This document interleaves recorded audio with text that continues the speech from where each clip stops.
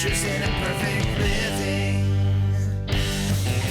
Greetings, folks. I'm Greg Willits from RosaryArmy.com. And I'm Jennifer Willits, his wife. On today's program, we're going to have Paul Rose from SingTheHours.com. We can't keep this up, Greg. We have to start talking soon. I think we could totally keep it up all the way up until the introduction of the interview with Paul Rose. He's been doing this website for a while, and I think you will benefit from it. I'm stopping it now. Don't worry. Paul Rose found at SingTheHours.com. You can find the website and his daily videos, youtube.com/SingTheHours. I started using it, I think it was earlier this year, maybe last year, to help me with my daily prayers of Liturgy of the Hours, and we dive in deep. And you're going to be so encouraged. My goodness, some of the liturgical things that we talk about and how, if you struggle with the idea of how do I worship Jesus more every day, right? If you ever had that lingering feeling of my prayers just feel like they're missing something, and at the same time, if you're intimidated by something like Liturgy of the Hours, you're going to want to listen to this because it's so encouraging to think we even as laity, and I know a lot of priests and religious listen to the program, but we as laity, right? We're a married couple. We can join with the church in true worship, in liturgical worship, meaning that our prayers are an efficacious form of liturgy when we put them into the Liturgy of the Hours that is created by the church for us to worship Jesus Christ.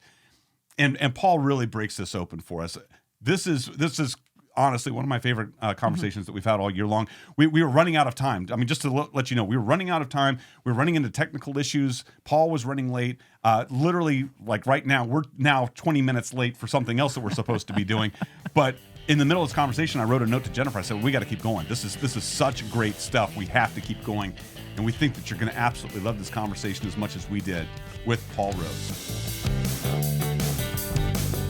So when we're looking at your bio, Paul, it looks like you were, for a long time, not even really doing anything with the Catholic faith. And then all of a sudden you launched this thing that is changing the way that people look at not only praying the Liturgy of the Hours so that they're singing the Liturgy of the Hours, but they're learning Latin and doing all sorts of things. What in the world is your faith journey? Because it seems like it was atypical for someone your age. Yeah, that's fair. So my faith journey, like anybody's faith journey, starts with baptism. And like most people, my baptism was completely unmerited and unknown to me. I was baptized as an infant, but actually in a evangelical context. My family's church of my youth was a interdenominational church. So I wasn't raised Catholic. And it was still a church that was open to infant baptism, which is rarer these days, even though that used to be the norm in even Protestantism. So I was given the full sacramental grace of membership in the Catholic faith, even though I was part of a different communion, because of course we believe in one baptism, which is awesome. It's great news.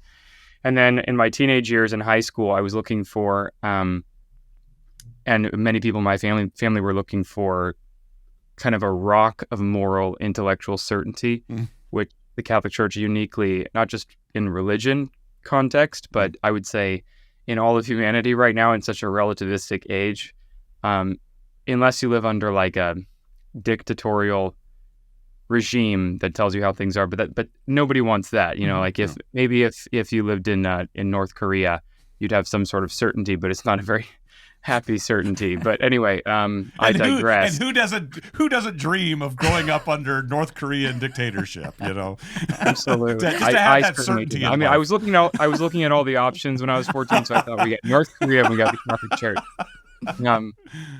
So yeah, in high school, I was given further grace of confirmation after I was actually, this is a crazier part of the story and we don't need to dwell on it, but me and 4 or 5 of my family members, I come from a family of 8 children. My family were my parents were very generous, even outside of a Catholic context.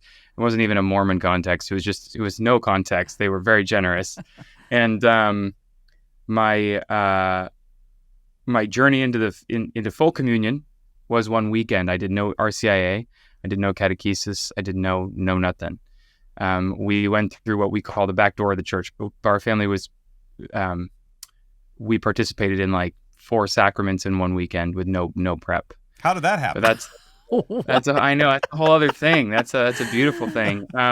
It happened through do you call it a prelature of Opus Dei? Yeah. Oh, sure. So there were you didn't just show up for some Opus Dei thing one weekend and then all this happened. There had to have been some build up to if you went to Opus Dei anything, there had to have been stuff already happening. You were probably developing your faith formation beforehand, as I'm guessing. Yeah. So that's a good point. That should be.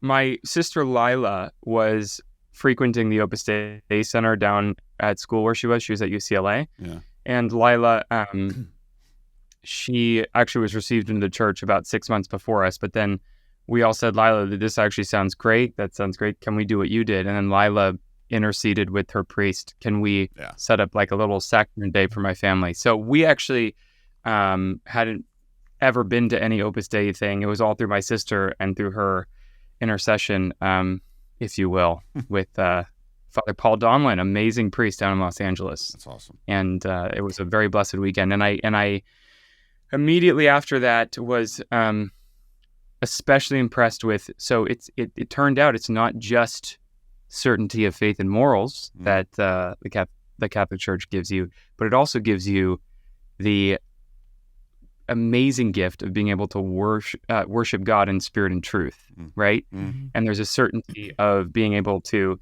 have the prescriptions necessary to worship God in a way that is right and just, as we say in our Holy Mass. And I mean, you look at the Old Testament, and of course, as an evangelical, I was familiar with the Bible, and God is so particular about how he's worshipped. The entire book of Numbers and Deuteronomy seems to be a liturgical manual. Like, when you enter, make sure you burn this much incense or you will die. You know, when you make sure my vessels are made of these things, or you make will sure die. Yeah, really. I mean, there are Levites who are swallowed up by the earth with all their families because they did something wrong. Yeah. I said 5 cubits, not 6. Exactly. So I was really, really struck by being able to worship with the Psalms, worship with prescriptions that seem to be ancient and laid down by a higher power. And that led me to the Liturgy of the Hours. My Uncle Frank called me up maybe on my birthday in 2015 or something. So I'm born on December 30th. Before or after? So in 2015, Uncle Frank, when was the Opus Dei thing where you came into full communion? What year was that? Yeah, that was 2009. Oh, okay. I thought it was more recent than that. All right, go ahead. So 2015. So I've now been Catholic for, I think we just passed me 13 years. Okay. Yeah. 14. Right. Got it. 14. Yeah. So now I'm a mature man in the faith. I'm a young man, sure. Uncle Frank calls me. My birthday's at the end of the year, and on my birthday, when he wished me happy birthday, I said, Uncle Frank, because I'd done it with him once or twice, I said, let's do an office of your Liturgy of the Hours, because my Uncle Frank had a commitment to doing it himself, just personally. And so we sang through the office. Then he said, you know what, Paul, that was so wonderful. And we were FaceTiming on the phone. He said, why don't we call each other every night for the next year, and we'll do the Liturgy of the Hours together, which we did. We did for a full year, 365 days. Sometimes I was, it's 2 a.m., and I had just gotten out of a movie, right? And I would call them up, and no matter what time it was, we'd do evening prayer or night prayer every day for a year. Wow. And then I kind of, after that wonderful year of prayer, I kind of fell off it. But in times of need, Liturgy of the Hour is always there. Fast forward to 2020, it's the depths of COVID despair, and I'm talking to a Catholic therapist. And he says, you know what, if you're feeling I already have the winter blues in Boston. Yeah, sure. Because I'm a California boy. I grew up in California. The moment the sun hits a certain low point in the sky, like, that's what I think a lot of people here don't realize, because they're like, oh, it gets cold. I'm like, I don't care about the cold. It's that in this northern hemisphere where we are, even right now, right, daylight saving just happened, the sun is like at like a 2-degree angle, like it barely even rises, right? And then it sets at like 3 p.m. It's ridiculous. Anyway, so I need the sunlight or I die, and it's COVID, and I'm talking to this counselor, and he says, you know what, singing really helps, and you like to sing. There's a lot of research about how singing like completely heals the brain. And I was like, I love singing. I'll sing. This sounds great. It sounds like something I can get on board with. And he says, and also, if you've ever done the Liturgy of the Hours, you can sing prayer, and it's like even better because now you're having like the spiritual and the mental balm. And I said, absolutely, I'm there. I know exactly what you're talking about. So I started doing like all the offices that November. It was actually exactly 3 years ago. Yeah. I started doing all the offices again, and I was thinking to myself, this is real good, but I'm singing like a lunatic because my Uncle Frank and I would just make up tunes and sing them to each other on the phone. And it actually developed, I'm sure, into its own framework of musical tradition. Over that year, we had all our like specific psalms we'd sing in specific little tunes, and I knew it was wrong though. And I remembered the Old Testament. If a Levite sang the wrong tune, gosh, what would happen to him? So He would die. It's like, Yeah. oh no. So I went on the internet looking for resources, and I know that priests are required. This is something I didn't realize after 5 years of being Catholic, and I have 10 godchildren, and I'm defending the faith to all these people. One hole in my catechesis is I had no idea, and many very devout Catholics don't. I had no idea that the Liturgy of the Hours is something that priests make a promise to do. It wasn't until I went to an ordination mass. Yeah. Solemnly, along with obedience to your bishop and celibacy, you got to pray the Liturgy of the Hours lest you die. Like it's under pain of mortal sin, Yeah. Yeah. And that's crazy to me that a priest would make a commitment to I mean, it's not crazy, it's beautiful. Make a commitment as part of their like identity as a person. Yeah. That they have to pray the Psalms. So I was looking for maybe some, like bodybuilders will post their workout routines on YouTube, and it's like, this is their superset and try this and da da da da. I thought, if there's a couple 100,000 priests that are saying the Liturgy of the Hours every day by under pain of sin, I thought I would find like hundreds of priests being like, so when I do Psalm 2, I like to use this particular tune and check out how, you know what I mean? Like there should be a whole ecosystem. Yeah. There should be a whole ecosystem of people approaching it with all their might, right? Like, but nothing. There's not a single resource that I could find on the internet. And I was a debate champion in high school. I know how to research, so I'm looking through the bowels of the internet. Since then, I found there's a few things where they will post what's happening in monasteries, which is great. But it's not instructional. It doesn't show you the text. It's not like, it doesn't take you long. But anyway, so I was very deflated for a few days. Then I thought, I can do it. I can do it. I have my, in high school, I was obsessed with like doing electronic music and recording things. I had a little pop project at one time, so I know how to do recording arts. And I had no idea what, you are supposed to do to approach the Liturgy of the Hours musically, but I thought I can figure it out with very basic theory. I can figure it out. And sure enough, it is figure outable, and it's highly rewarding, and it's been the most worthwhile thing I can imagine putting my my power to. So what's your musical background? I mean, you've had musical interest. Was this your field of study in college? How did you come about having such a level of expertise in it? Yeah, I mean, it was in high school, and then beyond. I really, really enjoyed electronic production and just in general music production. I took singing lessons when I was a teen. I took piano lessons when I was a kid, but I was a bad boy. And I feel like there are two types of people. There are those who take piano lessons in practice and those who don't. And most people are those who don't, and that would be me. And it turns out very bad for them. So I took some basic music as a kid. I was in choirs when I was a little elementary school. Some choir in high school at our school, but yeah, so I had some basic musical background, but I think would really help because it's a phenomenal amount of music production doing the like just the workload of the mixing. If you think about it, we're posting twice a day on Sing the Hours. We're posting lauds and vespers, morning and evening prayer.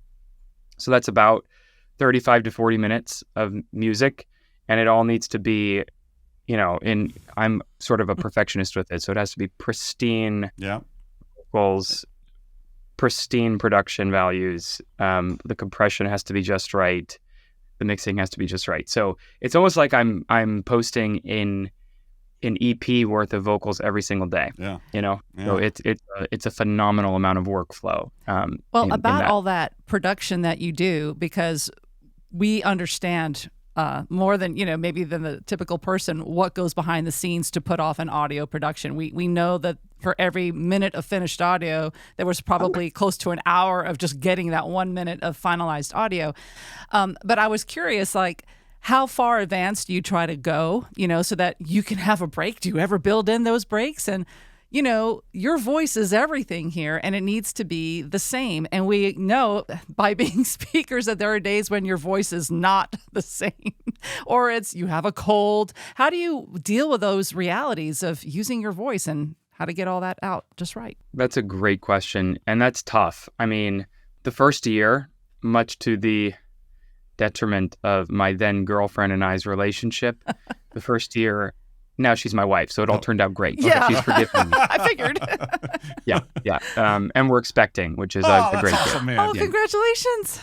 That's Thank fantastic. you. wonderful. Thank you. Yeah. So my lovely wife, God bless her, and I definitely felt the toll in that first year of the workflow because I still had my full-time job, which is in education. So it was a little bit slower during COVID. Yeah.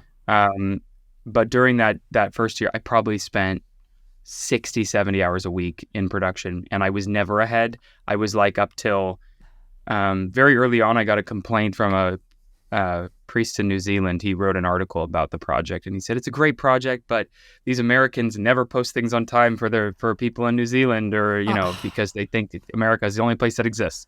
And I thought, challenge accepted. I'm going to post 20 hours in advance for New Zealand people, which almost murdered me because now I'm up. I probably spent a couple months being up till like 3 a.m. feeling this supreme moral urgency to finish my production so that it could be up for tomorrow's Vespers. And then I started getting complaints from people in this hemisphere being like, I always get confused because you post things today, tomorrow. And I thought, gee, this New Zealand priest is right. These people have no idea that other people exist. So it was backbreaking. I felt like it was my road to Calvary on the first year. Second year, I started seeing the logic more because when I dove in, tomorrow was the only thing. Yeah.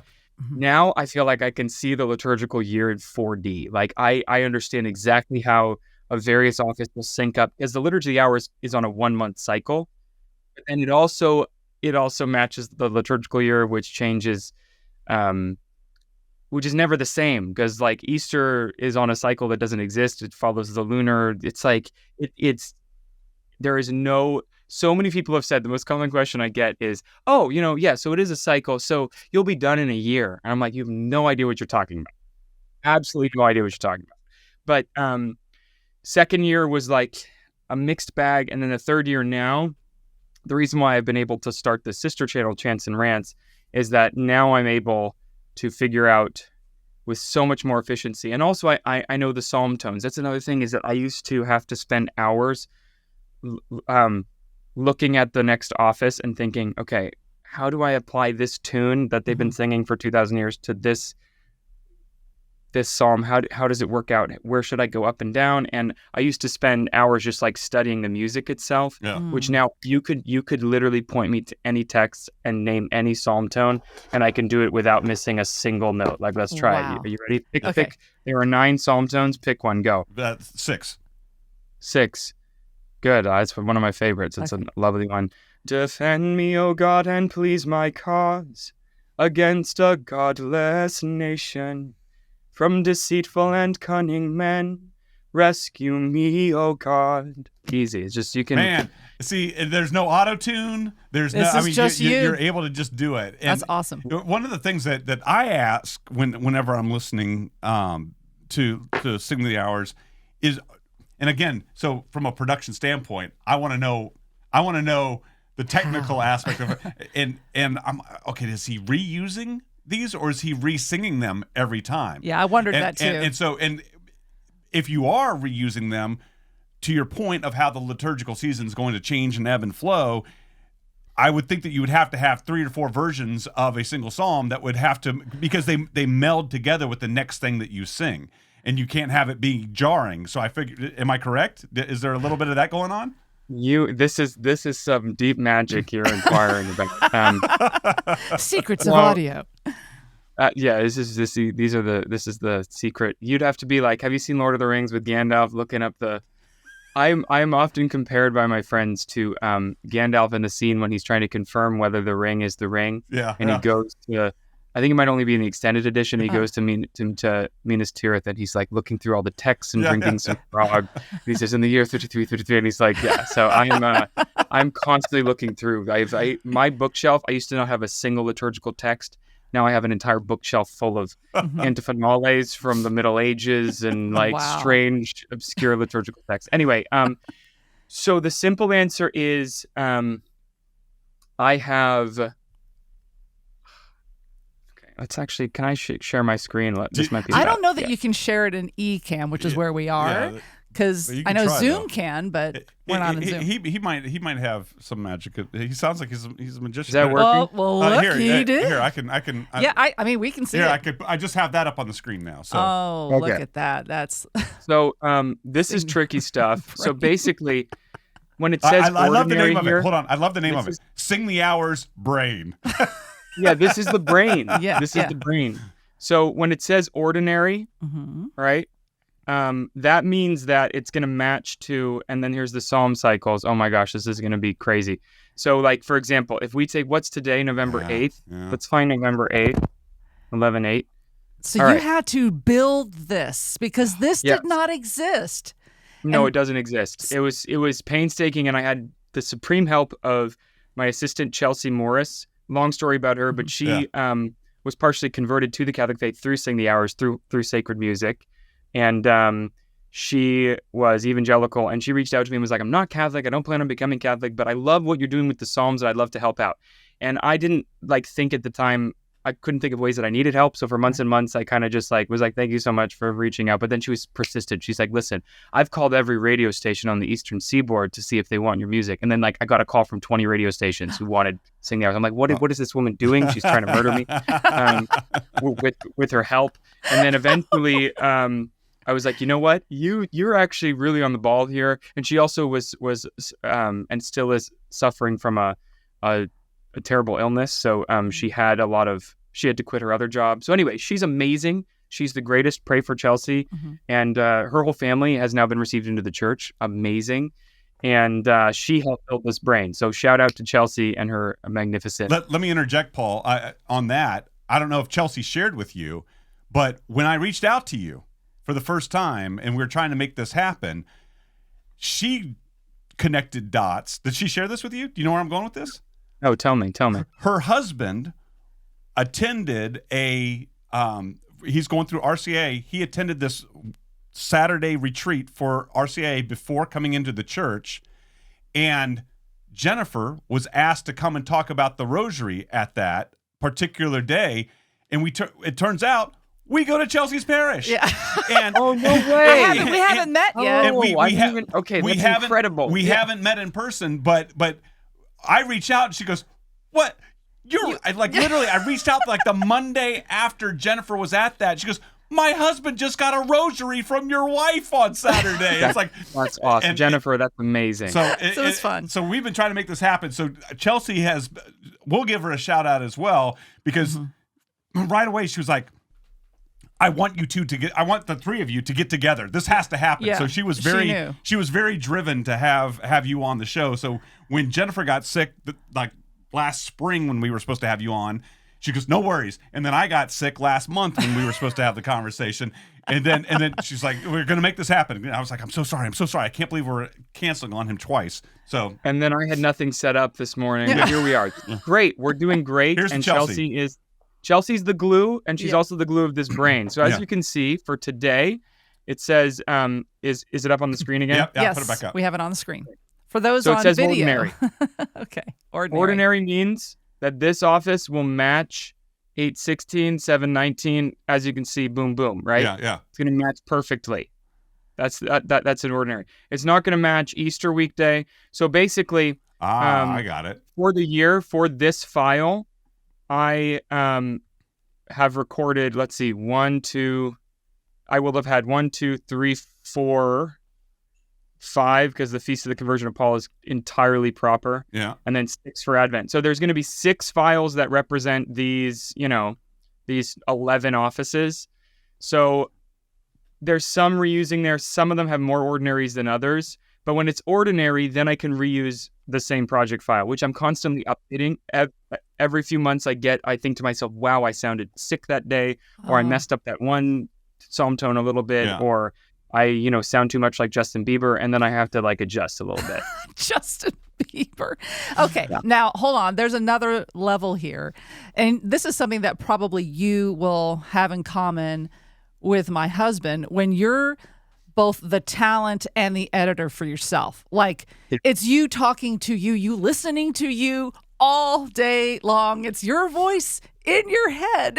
It's like sometimes you probably just I just want to hear somebody else's voice. I'm just tired of hearing me all day long. How do you manage your own energy for that? Yeah, that's a great question. So the first note is that very early on, and this is the most beautiful thing about the Liturgy of the Hours. Because I'm singing in the tunes of the church, the tones that the church has established for praying, because I'm praying scripture and I'm praying the Liturgy of the Hours, which is the universal voice of the church. Even when I'm editing, it's almost as though I'm just experiencing the privilege of having more face time with Christ, because the voice that's singing in our incarnate spirituality of being baptized into Christ, when we pray the corporate prayer of the church, we are praying in the mouth of Christ. Our mouth, there's an incarnation that's happening where we are putting on Christ in liturgy. That's a very unique thing that happens in liturgy. And so on the one hand, the issue of hearing myself over and over again and being is mitigated by the fact that I know through faith, and also it actually does manifest itself in reality that really I'm listening to Christ. And that might sound bold, but it's true. And it's not because it's me singing and I have any sort of delusions of grandeur. It's because I know what the Liturgy of the Hours is. I know what the Psalms are, and I know my dignity as a baptized person. So that mitigates. But on the other hand, I have a protocol where, and occasionally they get into the recording, which is always absolute mortification. I have a protocol where, in order to see visually where I messed up, because I'll just record straight through for 30 minutes. Yeah. Okay. And if I don't get a particular line right, then I'll either snap. And when I snap, I often clear my throat, and the snap creates a visual cue right on the audio that there was a mistake. And then when I'm speed editing later, I can just cut where the snaps are, drag back, cut, drag back. And listening to the snapping and the clearing of my throat, that is who is this crazy gremlin interrupting Christ and what is going on? And it's that can drive a man insane. Yeah. So when it's raw and there's all these interruptions, then it's it is a burden to edit. And I totally understand where you're coming from. But when it starts coming together and then I'm just mixing, I'm Jesus, and now I have so many of the Psalms memorized just by accident. I'm walking around, I'm stuck in traffic, and I'm thinking, defend me, O God, and plead my cause against a godless nation. I'm thinking just the Psalms have become my experience of reality truly. And I know that that's why priests are required to do it. That's what's supposed to happen to every clergyman, is the church wants the Psalms, the wisdom of God, the great struggle, the highs and lows of Christ's life, because the Psalms are Christ's inner monologue. The Psalms are, as Augustine says, the fifth gospel, or Aquinas, because they are a interpersonal, living experience of the identity of Jesus Christ. Yeah. The Psalms and Christ and priests are supposed to put on Christ in a very special way. They're supposed to be in persona Christi for us in liturgy. We're also supposed to put on Christ in a general sense, all the baptized. And I am not exaggerating when I say to make your internal monologue, the Psalms, is to make your internal monologue the exact same as Christ was on planet Earth when he was in his human flesh, and still is today, because in the mystery of the church, there might be some debate about this, but there's no debate about the fact that the faithful will be singing the praises of the Father with Christ eternally in heaven. Yeah. So we're going to enter into that Trinitarian. That's where it's mystery. We're gonna contemplate it for eternity, but we're going to sing to it for eternity. Mm-hmm. And I was talking to a very, very holy priest last week, and I said, all Scripture disappears in heaven, right? Like it's all going to pass away. Christ says, yes, but not the Psalms. He said, the Psalms are going to be our eternal. At least most of them will be our eternal song of praise to God the Father. So one might even say that Christ's internal monologue now, because his resurrected body is still fully man. That's why we have the promise of the resurrection. Christ's mind, the mind of the church, the mind of Christ, and what is on Christ's lips singing is the Psalms. So when we pray the Psalms, we are fully uniting ourselves internally and externally if we sing the Psalms, because that involves the whole body. The Psalms allow us to participate in Christ's entire identity, his entire flesh. It is a full incarnation, fleshly. It's singing, uses all the senses, uses the breath, it uses the muscles, you're using everything. But also internally, spiritually, Christ prayed the Psalms, even all the way to his last breath on the cross. Psalm 32 or 33, when he says, into your hands I commend my spirit. When he sings, into your hands, O Lord, I commend my spirit, and expires. Or when he sings, God, my God, why have you forsaken me? That's also the Psalm. So two of Christ's last 7 words, when he's rising for battle and when he's in his greatest moments, his identity is still the Psalms. Yeah. Wow. Okay. Many thoughts here. One, that was beautiful. And I'm realizing that you are in a unique position to really inspire laity to consider this practice, this discipline of prayer. We don't hear a lot of encouragement from priests for us to really pray this. And there's just not a lot of people talking about it. I mean, yeah, there are some people who've written books, and that's nice, but it's largely not in anyone's conversation. Like, we kind of know it exists off to the side, but we're not really engaging with it. So I think that your podcast is so well timed. I think there's this new movement, even with young people today. They're wanting to embrace the tradition more and more and more. And I think COVID was a bit of a wake-up call for many of us. We were all sort of realizing, we've been duped by I don't know how else to say it, but it's like, wait, there's more to Catholicism than what we've been experiencing for the last 50 years. There is more depth, more breadth, more width, and so we're all wanting to go backward to dive into this font of knowledge and live with it today. So I feel that this podcast that you have created, made available to us, is just beautiful and wonderful. And now that you're married and your family is growing, and I was want to curious. interject real quick. It's more than a podcast too. For our listeners who are just learning about it, for me, before I realized that you did put it as a podcast, I discovered it on YouTube. Yeah, it's YouTube, a video, right. and that was what was so beneficial to me on many nights when I just didn't have the energy to get my book and read it again, or if I was feeling sick even. It's like there were days where I pulled up Sing the Hours on YouTube, and the words were there, and you helped keep me focused on saying that. So I wanted to make sure that people who aren't familiar with Sing the Hours yet and are discovering it now for the first time, that they know it's available in both those ways. Go ahead. I was curious, does your wife join you? Do you pray this as a husband and wife, or is this something that you do by yourself since you're already singing and recording and you fulfilled it? Do you just do it a second time to involve her, or does she go on her own? Like, what does that look like when you're married? Great question. So when my wife and I were dating back in the day, we started doing the Liturgy of the Hours together, and she was very resistant. She has no music lesson training, no choir, no anything whatsoever. And she also was one of those people who said, I don't know how to sing. I can't sing. She was wrong. She sings beautifully. It took several months, maybe a year even, for her instrument to get tuned. But the Liturgy of the Hours is about the worship. It's not about some act of performance to other people. You don't have to be the best singer in the band to participate in Liturgy of the Hours. It's something the common priesthood can participate in, and psalm tones are easy. So she now could also probably sing, not by number. She wouldn't know which one Psalm tone 6 is necessarily if you said Psalm tone 6, but if you said, do the one that goes da da da da da da da da da, she'd be like, oh yeah. And she when we have guests over, we often will invite them to sing Liturgy of the Hours with us, because my wife and I do it all the time together.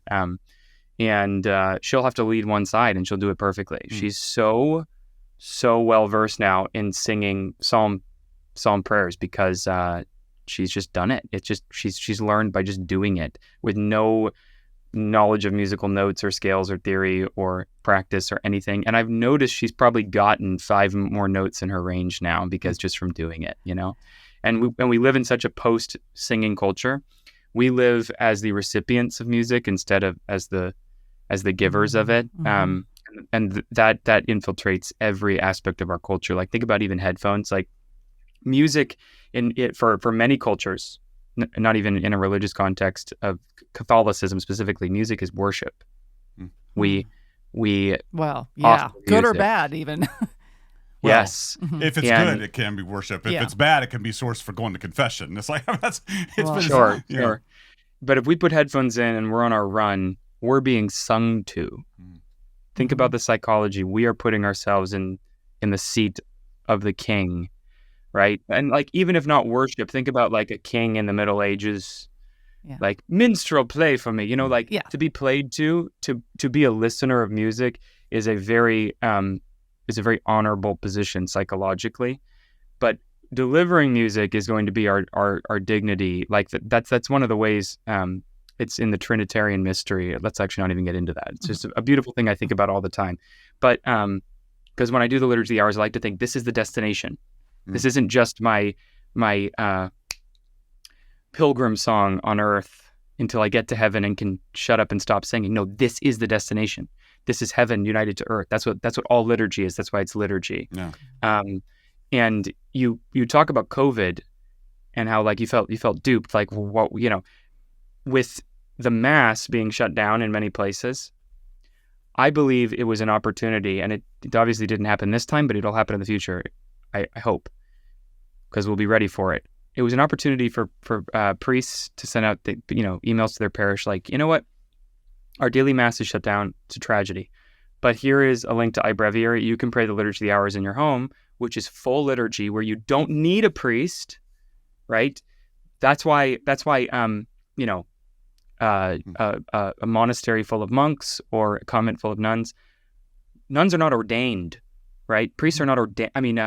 Monks are not ordained. They're lay people who've made promises, and they're able to fully, legitimately. That's all a monk does all day long, is sing the Psalms in a traditional monastery, and even to this day in many places. Like, what a brother does is sing the praises of God with his brothers, and then do work, ora et labora. It might be serving the poor, it might be like tending the vineyard, I don't know. But basically, you can validly, licitly, fully, in your dignity as a Christian baptized, offer the Liturgy of the Hours without a clergyman.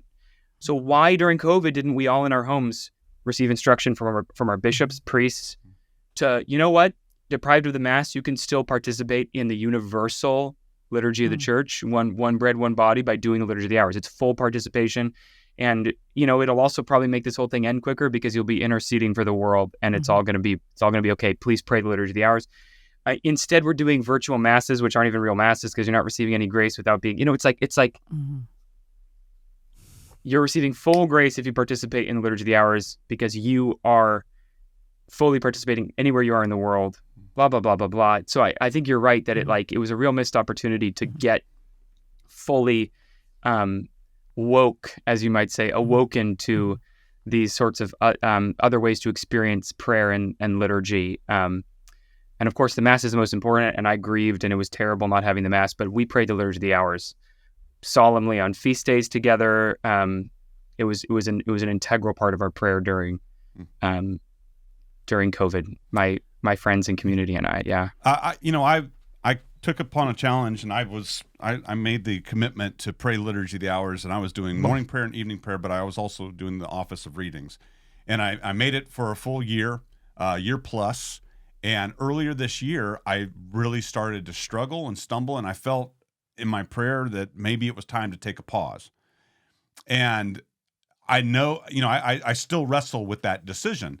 And I kind of knew having you on that it was going to stir up the flame of wanting to return to it. And I kind of knew that in the back of my head, and it very much is that case. Maybe you could talk a little bit to people like me who I went a full year. I did not miss it. Morning, evening, and office of readings. Taking on the office of readings, I felt like that was the part that fed me the most.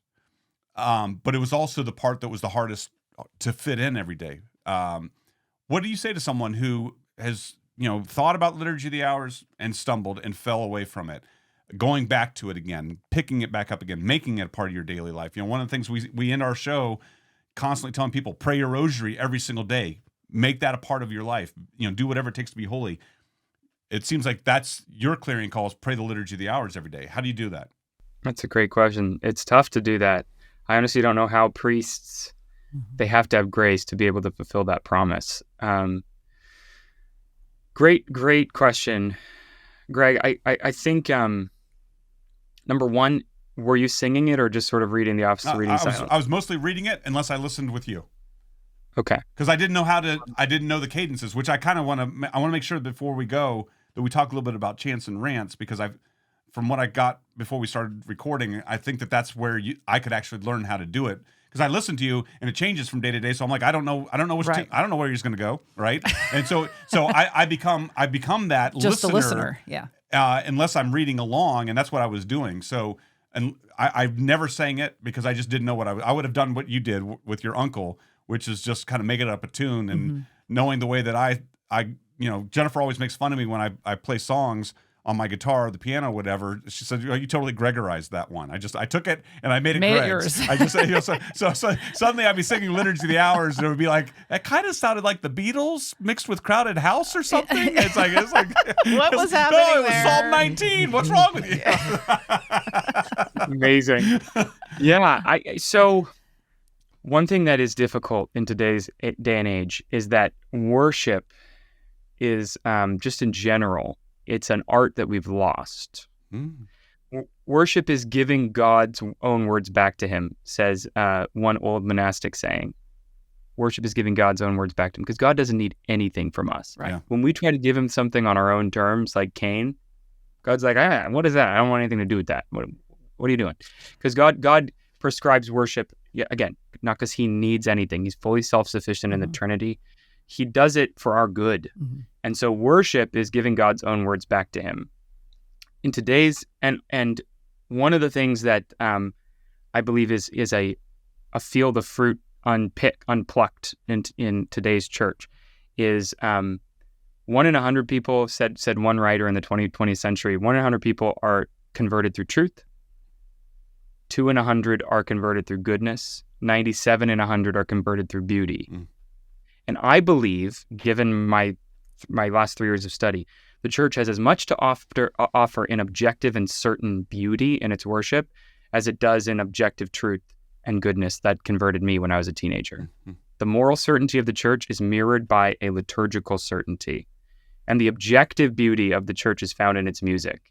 So I would encourage you, Greg, to see as a priority learning the chant tradition of the church, which the Second Vatican Council says is the treasury of the church that is of inestimable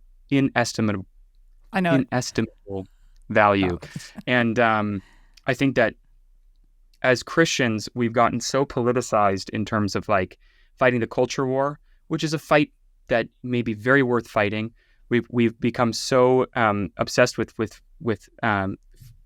flashy issues like, and I'm fully in support of being really, really gung-ho about various issues with marriage and the family, with issues like the pro-life issue. My sister Lila is very, very, she's dedicated her whole life to that issue. I wondered if that was the same Lila Rose. Like, are you talking about the Lila Rose? I think we actually spoke to her years ago. When we used to have a radio show on Sirius XM, we had her on our show like 15 years ago when she was just getting started. Yeah. We had her on several times back then when she was just getting started. Before she was married, I think. Yeah. And now she's a mom. This is crazy. You interviewed Martha 15 years ago. Now you're interviewing Mary. Right? I'm at the scene singing to Jesus, and she's doing the Lord's work. It's great. Lila and I have a affectionate. She calls me her Francis. I call her my Claire. We're very close spiritually. But so we have put worship of God on the back burner in terms of the average. And I say this with the utmost of humility. I believe that just corporately as a church, worship is low on our priorities list of what we need to struggle for. I think it should be number one. I think that because how do we change the world but through Jesus does the work, and we bring Jesus present in liturgy. The church teaches Jesus becomes incarnate in the Mass. He becomes incarnate mysteriously in the Liturgy of the Hours. When we do liturgy, the fabric of this world and eternity tears, and Jesus enters in glory. That's what changes the world. Our struggle is meaningless. We can do nothing without Christ. And people are like Chelsea. People are converted through the Liturgy of the Hours, because then it's the unadulterated words of Christ that move not just the intellect but the heart when it's sung according to the wisdom of the church. Pope Pius XI said, Vespers with the people for all ages has converted all of the pagan tribes. Like that was in 1929. He said in an encyclical he just said, like, we have to get Vespers back in public because the singing of it's such a contrast. Think about all the pagan music out there, even like 1,000 years ago in Germany and France, and there's all different types of music. They're banging on their drums in northern Scotland, and then from the distance you hear Requiem aeternam luceat eis. And these pagans put their drums down, shattered them on the rocks, and went and were led to the light of faith through the music itself. So studying the forms of worship, picking up the current text, because the current Mass, people call it the Novus Ordo. Nobody knows that there's official liturgical books that are ignored. Like there's something called the Graduale Romanum, which is one of the 3 official Mass books that guide our rite. We have the Missal, we have the Lectionary, and we have the Gradual. And what church has the Gradual even in the building, which is the sacred book of music, which is current in our rite. It's not some liturgy war like, oh, it's the TLM versus the current Mass, which has We Are Gathered and On Eagle's Wings. Yeah, On Eagle's Wings is not prescribed anywhere in the current Mass. God, for those of you who like On Eagle's Wings, God bless you, but it's not part of our worship. It's not part of Catholic worship. The wisdom of the church, like in Deuteronomy and Numbers, our book of Numbers is the general instruction of the Roman Missal. And our book of Numbers, as voted by the entire Universal Church, says number 1 option for the entrance is the Graduale Romanum. Have you guys ever even heard of the Graduale Romanum? Yeah. I haven't. Yeah, I know the Gradual as a section of prayer in the Missal. Yeah, in the Missal. I'm familiar with that. in the TLM. Is that the same thing? So we go to the TLM. Yeah. So it's not necessarily the same thing. The Gradual can mean 3 different things. It's but yeah, this is a whole other but the point is we don't have this in our language because we're so focused on fighting these. We're so focused on Saint Peter fighting the fight that or doing the dishes like Martha to become Mary and change the world. And we should still be Martha. Like we should still fight the good fight. But our weapon must be prayer. Our weapon must be worship. And if we start with that, then we ourselves will have the tools we need. And it also, in and of itself, is the greatest weapon possible. And I love when you talk about marriage. So my first point would be maybe I encourage you, Greg, to recommit yourself to viewing right worship as something to work on and to commit yourself to. And that was the selling point. When you said that earlier, I was like, yep, that's what I'm missing right now. Mm-hmm. I thought I could substitute it. I subscribe to Benedictus, and I'm like, maybe I could just, read those every day and pray. I'm like, and I haven't. And I was like looking for something else to change it up, and that was a bad decision. But I want to ask about, okay, I'm open to the singing idea of it. How do I start doing that? How do I learn how to do what you're doing? Yeah, that's a good question. So, is chants and rants, is that part of it? Chants and Rants will absolutely and very presently be able to teach you how to do these things. I have a lot more videos to record. So step one, look up square notes and how to read them. Do you have any musical background? It sounds like you play the guitar. I mean, I'm very much a musical hack, but I have no official musical theory. I'm like Ferris Bueller. I've never had a single lesson. It's like I love it. No, that's good. Okay. That's good. So what I would do is start with Psalm Tone 2 and Psalm Tone 8. For our listeners out there, look up Psalm Tone 2 and 8. Maybe I'll immediately record a video on Chants and Rants and explainer on Psalm Tone 2 and 8. Psalm Tone 2, it was called by the ancient church tonus tristis, which means sad. And then Psalm Tone 8 is tonus sublimis, the sublime tone. It's the most exultant heavenly one. So that's a good balance. And they're two of the easiest. Okay. So 2 and 8 are very easy. They're very similar to each other, extremely easy. One is horribly sad and one is horribly happy. And so that can pretty much cover all the bases you need nice. If necessary. The other 7 tones, you'll get there. And I would view it as just acquiring another means of learning the spiritual language to converse with the Holy Spirit. The music is prescribed. It's part of our revelatory tradition of the church. That's why the music is all highly protected by the church. Like it could start a war in the Middle Ages if you tried to change one note of Requiem Aeternam. The music is very serious. It's got to be that way. Bing, bing, bing. It has to be very specific, is what you're saying.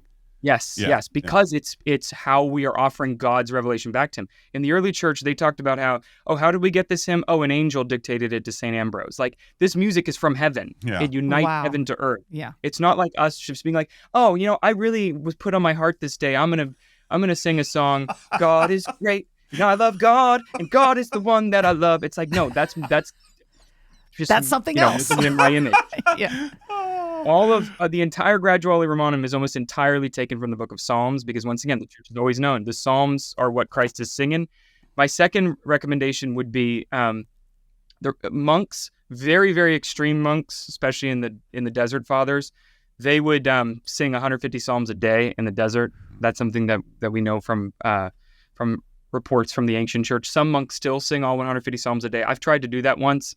I was in an adoration chapel, and I'm like, Lord, I'm going to offer you all 150 Psalms. I started singing them. I fell asleep at Psalm 18. I was just like, so I mean, I don't know how monks would do it 150 Psalms a day, but that's like a crazy vocation. But other monks who have a more, reasonable schedule, they still do it in common. What's beautiful about the Liturgy of the Hours is that it's not meant to be done alone.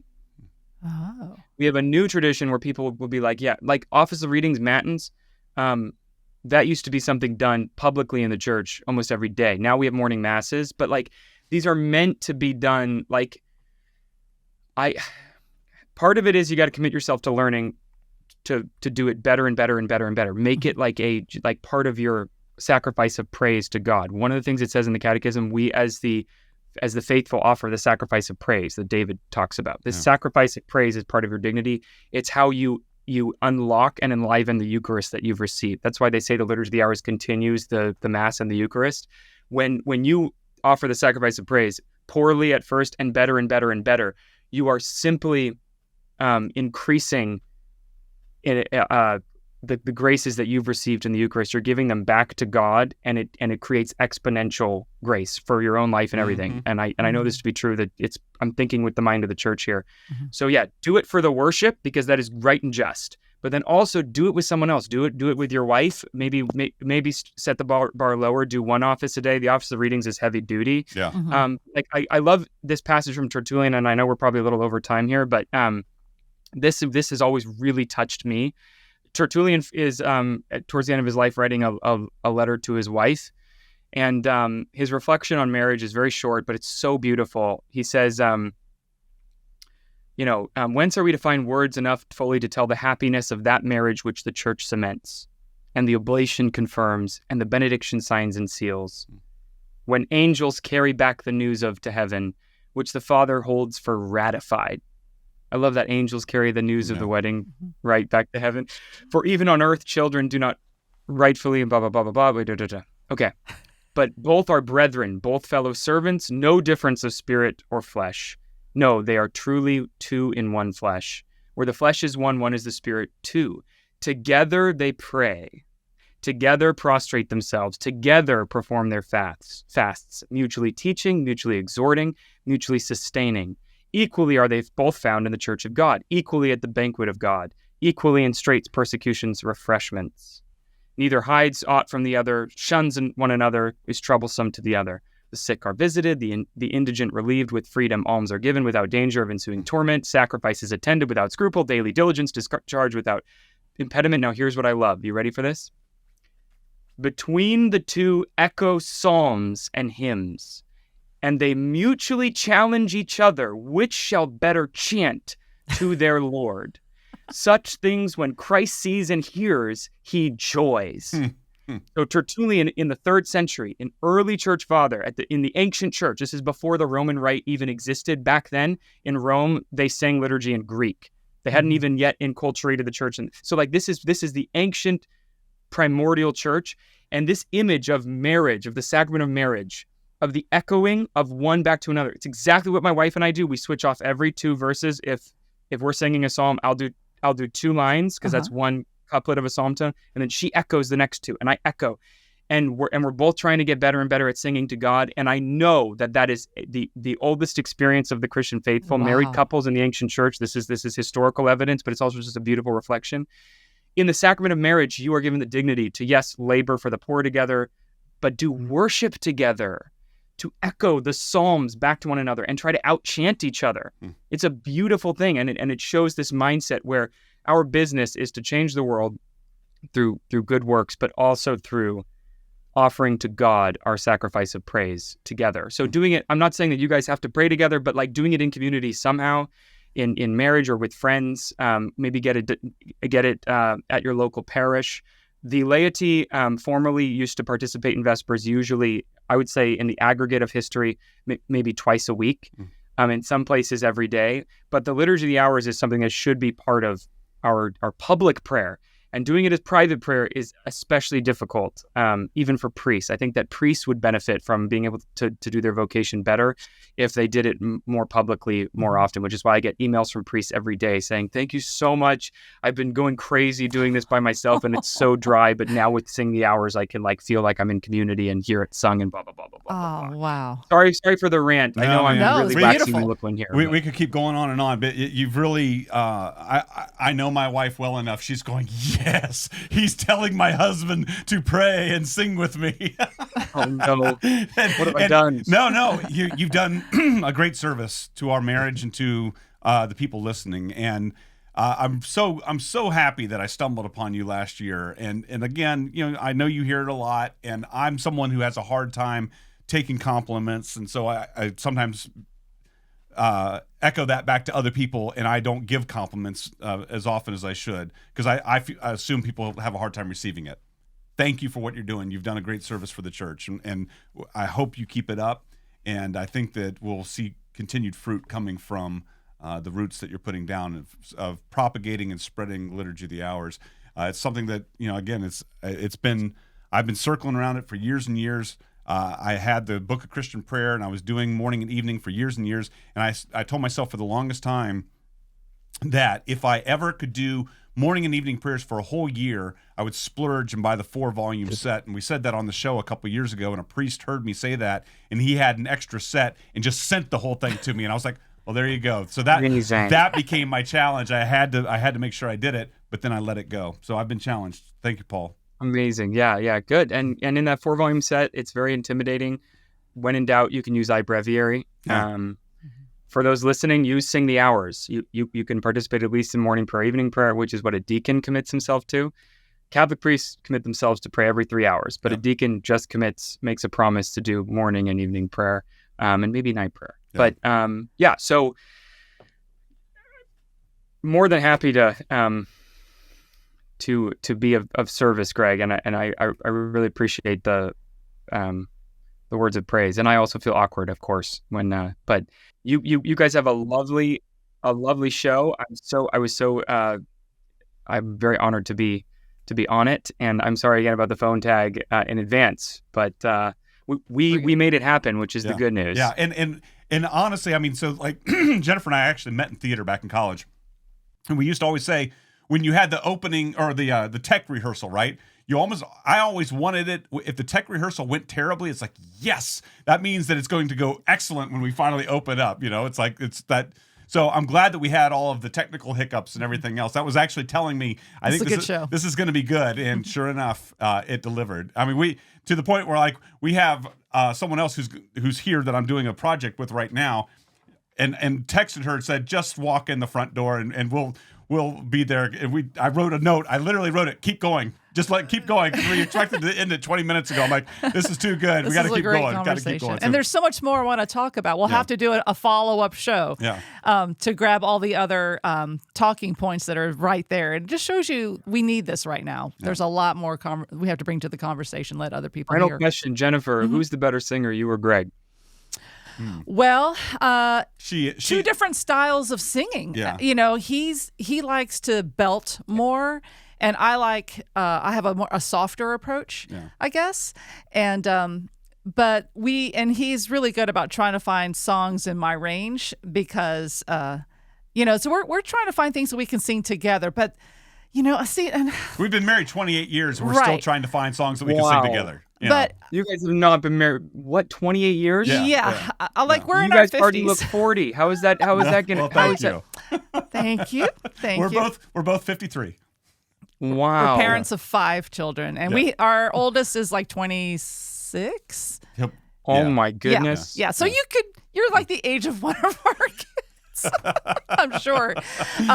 And maybe on another show, we can dive into questions of what do you do when you just can't sing? And I think you know what I mean. It's not like, I have laryngitis. Like, no, there's no joy in me right now. There's way too much sadness. I can't get there. So, how to wrestle. So again, we can't answer that today, but it's a thing. It's an impediment to other people who just feel like I don't have it right now. I'm too angry, I'm too sad, I'm too whatever. And so we shut our own doors on ourselves. So there's so much more we could go into. Yeah, we'll put links to all this in the show notes for Chants and Rants, your YouTube channel there, as well as Sing the Hours. And if people want to support your work, patreon.com/singthehours. Patreon has been in the past for us. We don't promote it for our own show anymore, but for 10 years it was huge support for our family. So I can speak firsthand of how beneficial it is. If you enjoy what Paul is doing, become a patron for him. Patreon.com/singthehours. Paul, thanks for being here. Thank you, Greg. Thank you, Jennifer. I really appreciate it. Here's how much we love this conversation. We planned on spending a significant part of this show reminding you about Rosary Army's giving campaign that's happening right now. And we simply don't have time. But if you want to go over and support our efforts for the upcoming year, we desperately need your help, as we always do. We do a giving campaign once a year. If you listen to the program on a weekly basis, you've probably just listened to 40 or 50 episodes over the past year and never once heard us say, can you donate? Can you go over to rosaryarmy.com/donate? Well, this is the time of the year where we ask you, go to rosaryarmy.com/donate. Please do not delay. We need as much financial assistance as we possibly can. Otherwise, we can't keep doing the work that we're doing, whether it be these videos and the podcasts, as well as all the work that we're doing with School of Mary, continuing to make, pray, give away all twine knotted rosaries and encouraging others to do the same thing, distributing rosaries in the mail, and all the other great work that Rosary Army does. We need your help. Please don't delay. Go over to rosaryarmy.com/donate right now. And huge thanks to Paul Rose. Oh, just wow. What a conversation. That was so awesome. We had a conversation with them afterwards. I might share a snippet of that over at schoolofmary.com, some bonus stuff. He actually taught us a few lines. Psalm 2, we learned a little bit of that tone, the psalm tone. And see, I didn't even know that phrase existed. Like, what's a psalm tone? The psalm tones are a Catholic band that were going around in the 70s, and they wore white jumpsuits with big collars. Ladies and gentlemen, the psalm tones. Let's end there. That's a great ending. Thanks so much to you for being with us. As always, what we tell you every week, pray your rosary every single day. Do whatever it takes to be holy. Thanks again, Paul. Talk to you again in a few days. God bless, folks. rosaryarmy.com/donate. Help us this year.